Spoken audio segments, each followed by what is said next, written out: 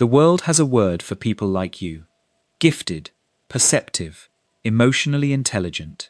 They say you have a superpower, the ability to read a room before anyone speaks, to detect what's hiding behind someone's smile, to feel what the air itself is carrying. And you've probably spent most of your life believing that too. But there's something nobody told you about this so-called gift. It comes with an invoice. And the charges have been accumulating since the day your brain decided that noticing everything was the only way to survive. This is Decoded, where we translate the things the world reads wrong about how your mind works. And right now, we're decoding something everyone calls a gift, but that science calls a debt. Here's what the world sees when it looks at you. It sees someone sharp, the person who always knows when something is off, the one friends call when they need someone to really listen. You walk into a room and within seconds, you've already registered who's comfortable, who's pretending, and who's about to unravel. People admire that. They lean on it. They call it intuition. But here's what's actually happening underneath that intuition. Your brain is running a system that neuroscience calls predictive processing. Carl Friston at University College London spent decades mapping this. Your brain was never designed to passively observe reality. It was designed to predict it. Every single second, it generates thousands of micro-predictions about what should happen next, in a conversation, in a silence, in a glance. And when something doesn't match the prediction, it fires a signal called a prediction error. That error demands immediate processing, immediate resolution. In most people, this system runs at a manageable pace. But in you, in people with heightened awareness, the system is in overdrive. Every silence that lasted half a second too long, every smile that didn't quite reach the eyes, every shift in vocal tone that deviated by 2% from what your brain expected, each one of those is a prediction error. Each one demands processing power. Each one costs energy. It's like running an antivirus in real time, scanning every file, every interaction, every emotional bite that crosses your path. And just like an antivirus, it consumes enormous resources, even when it finds no threat. But here's what the world doesn't see. While everyone admires the gift, nobody is watching the invoice. And that invoice has 3 charges, 3 prices your brain has been paying in silence. The first one is biological, the second one is relational, and the third is the one that changes everything. The biological price is the one your body absorbs without your permission. Bruce McEwen, at Rockefeller University, called it allostatic load. Every time your nervous system fires an alert, every micro-expression analyzed, every vocal tone decoded, every silence interpreted, it releases stress hormones. Cortisol, adrenaline, norepinephrine. In small doses, they're useful. They sharpen you. But when the system never turns off, those hormones accumulate. They stack. Day after day, interaction after interaction, year after year. That's the allostatic load, the cumulative biological cost of keeping a permanent alert system running inside a body that was never built for permanent alertness. This is why you can spend an entire day sitting in a chair, no physical effort, no heavy lifting, no miles walked, and arrive home feeling like you ran a marathon, because you did. Only the marathon was internal. Your brain consumed the same energy an athlete burns through muscle, except it burned through neurons. And nobody sees the sweat. Nobody sees the exhaustion. They just see someone who didn't do anything today and wonder why you're so tired. The relational price is quieter, slower, but over time, it might be the most corrosive. When you see too much, you lose the ability to accept things at face value. An ordinary person hears, "I'm fine," and moves on. You hear, "I'm fine," and your brain has already processed the microdata. The tone dropped 3%, the eyes didn't follow the words, the fingers tightened for an instant. You know it's not fine. You know before they know. And now you're trapped. You have 2 options.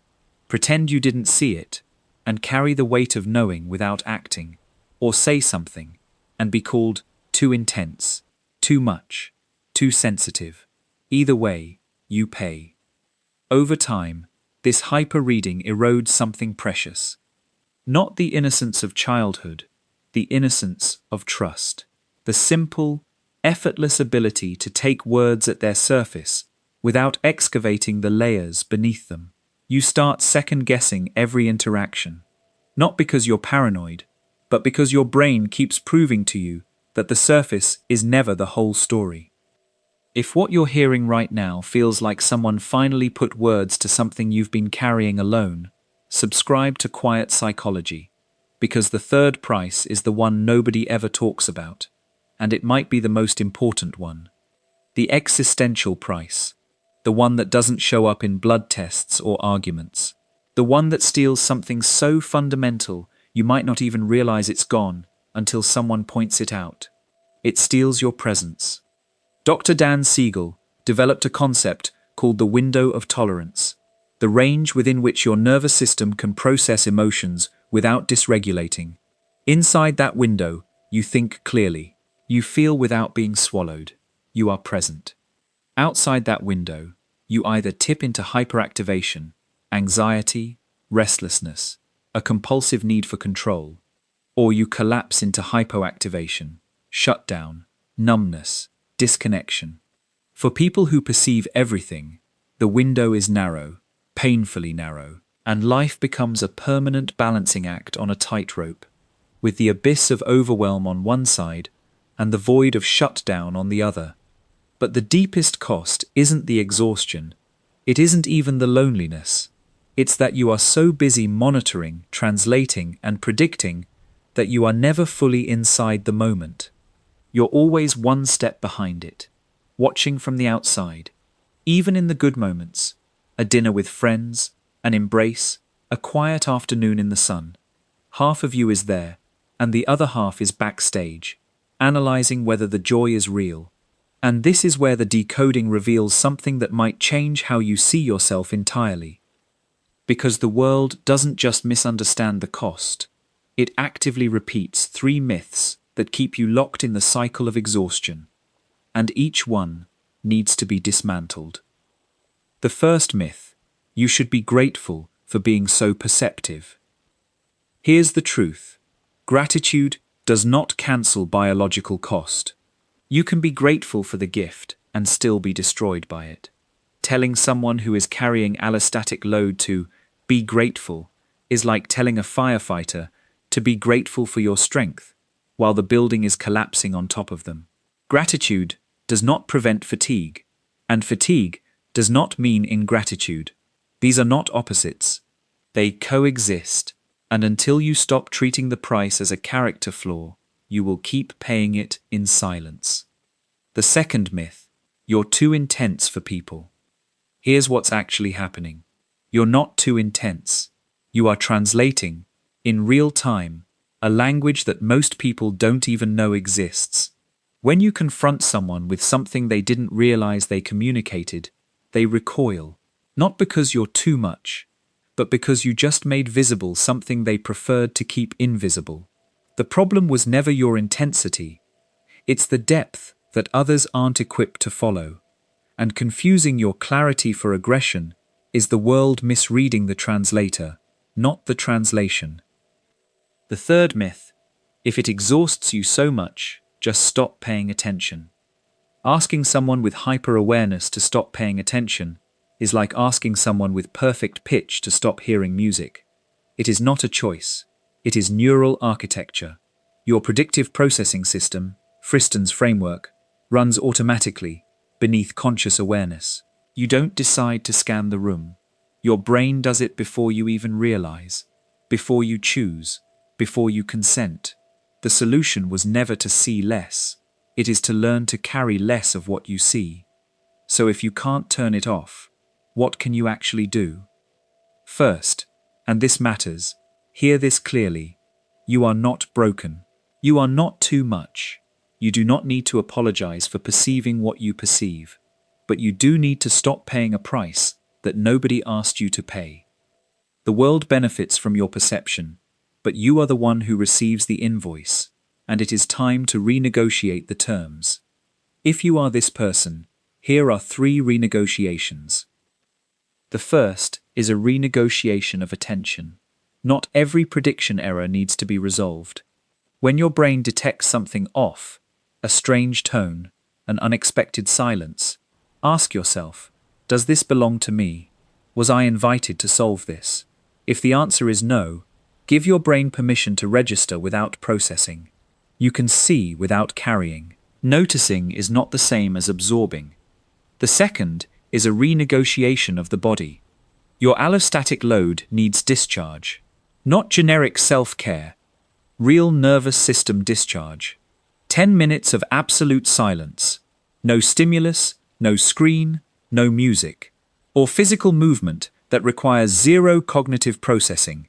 Walking, swimming, stretching. Your nervous system needs moments where there is nothing to predict, nothing to scan, nothing to decode. Give it that silence. It is not laziness. It is maintenance. The third is a renegotiation of role. You are not everyone's therapist. When someone unloads on you and you feel the weight descending onto your shoulders, say internally, I can listen without absorbing. This person's pain is real, but it is not mine to carry.